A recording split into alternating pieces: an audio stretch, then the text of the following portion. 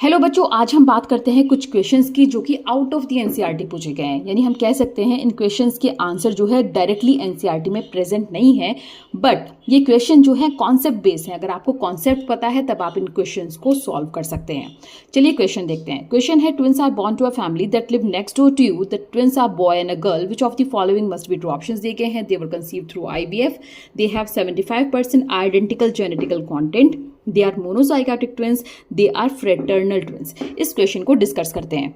देखिए बच्चों, two types के ट्विन्स होते हैं। एक होते हैं फ्रेटर्नल ट्विन्स और एक होते हैं मोनोजाइगोटिक ट्विन्स। तो सबसे पहले देखते हैं फ्रेटर्नल ट्विन्स क्या होते हैं। Fraternal twins are dizygotic twins, they are formed from 2 eggs are fertilise from 2 different sperms। यानी 2 eggs रहेंगे, यानी एक टाइम पर ओवरी से 2 different type of egg release होंगे। By the same time 2 different sperms present होंगे और जब फर्टिलाइजेशन होगा तो 2 different टाइप के जाइगोट बनेंगे, जो कि 2 different टाइप के एम्ब्रियो बनाएगी जिनका अपना सेपरेट प्लेसेंटा होगा। Right, they share 50% of their genetic trait just like any other sibling born at different time. Right, the sexes में बी सेम और डिफरेंट। यहां पर इस क्वेश्चन में जो सेक्स है वो है डिफरेंट है, एक बॉय है और एक गर्ल है।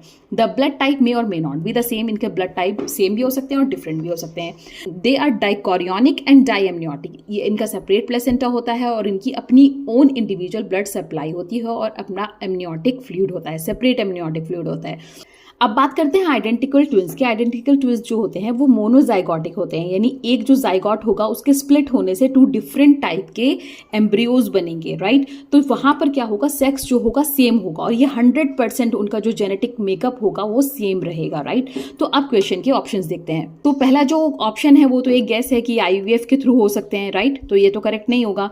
सेकेंड ऑप्शन है दे हैव 75% आइडेंटिकल जेनेटिकल कंटेंट। तो यानी 75% तो ना तो मोनोजाइगोटिक में है ना डाइजाइगोटिक में है। यानी अगर मोनोजाइगोटिक होता तो 100% होना चाहिए था और अगर जो डाइजाइगोटिक होता वहां पर 50% आता, तो सेकंड ऑप्शन भी रॉन्ग रहेगा। They are monozygotic twins. Monozygotic नहीं हो सकते हैं क्योंकि उनका सेक्स सेम होता है। Next option is they are fraternal twins, यानी उनके सेक्स जो है वो डिफरेंट होते हैं।